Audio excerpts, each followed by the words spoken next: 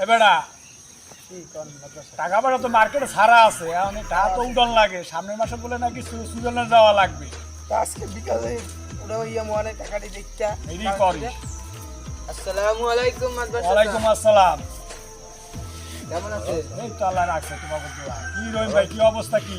আইসি খুব সমস্যা করিয়া এখন কি করো তোমার আবার কি আবার সমস্যা? আরে ভাই টাকা পয়সা নানান ঝামেলার মধ্যে আছে। নিত্য নিত্য তোমার এত টাকা কি এর দরকার পড়ে? কালকেও তো তুমি 15,000 টাকা নিয়েছো। নিচ্ছি ভাই টাকা না প্রয়োজন না রাখলে কি আর নেই। এখন টাকা এমার্জেন্সি দরকার বুঝছো। ওখানে 50-60 হাজার টাকা লাগবো, পড়ার পাঠাইতে হইব কাছে। এই পড়ালেখা শেষ পর্যায়ে আছে, ওখানে একটা চাকরি কথা করবো, টাকার দরকার। ভাই কথা শোনো, তুমি সামনের মাসে যে নেছো এই তুমি যেতে পারতে আছো না। এই এখন আমার লাগবে শিগগির আমার সামনের মাসে সুইজারল্যান্ড যাওয়া লাগবে। তুমি আর এখন টাকা দিলে মুই দিয়ে চলবো অনেক কেমন? তুমি কি এটা বোঝো না যে একটা মাসে তার কয়বার যাওয়া যায়? আগে তো টাকা পয়সা নিয়েছে, হ্যাঁ 30 বিঘা জমি তো দলিল দিয়ে গেছে না। এখন ওই যে পোতায় থাকে ওই পোতার দলিল যদি না নেন কিছু টাকা পয়সা দেন, হ্যাঁ তো সব জায়গা আমনে।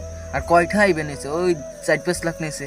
ওখানে 30 বিঘা পোতায় আছে, এরপর এক পুরো সব তো আমি বোঝেন না কা দেন, এখন কিছু দিয়ে দেন বেটারে আইছে। তুই কইতে আছো? হ্যাঁ হ্যাঁ ওই আচ্ছা দেই রাখ, দলিল পত্র আমি দেখতে আছি আগে দেখ। আর রহিম ভাই দলিল পত্র কি আনছো তুমি? সেদিনকার তাও 30 বিঘার দলিল দিয়ে গেলাম। এখন এখন আবার কিসের দলিল? এখন তোমার পোতার দলিলে দেবা। ওটার দলিল? হ্যাঁ, পোতার দলিলটা তুমি এখন আমাদের লই আও। আচ্ছা দিলেও সন্ধ্যার সময় আমি। তাহলে সন্ধ্যার দিকে তুমি এটা। তা এই পর্যন্তই কথা, ঠিক আছে? হ্যাঁ তাই আমার টাকা সন্ধ্যার সময় দিবা, আর আমি ওই দলিল দিয়ে যাবো আমার পোলার। কেননা এই পর্যন্তই টাকা রাখবো, আর চাকরি বাতা হইলে তখন একটা ব্যবস্থা করা হইব।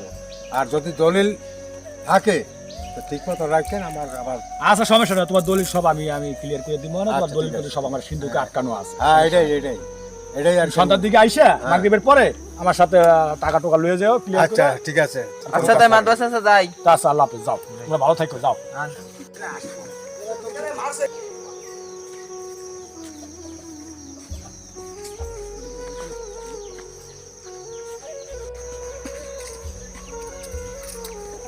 এ খারাপ হনু এত যে নিত্য নিত্য পোলার দ্বার টাহা পাঠাও, পোলায় কি হরে ভাঙ্গে না চলে। দেখছো জমি যে আমার সবই তো পোলার পিছে খুঁয়েছো। এবার যে টাহা দেবে না লয় তো দিছি, এই টাহাটা লই যাই নিজে দেখতে হবে যে দেখবো যে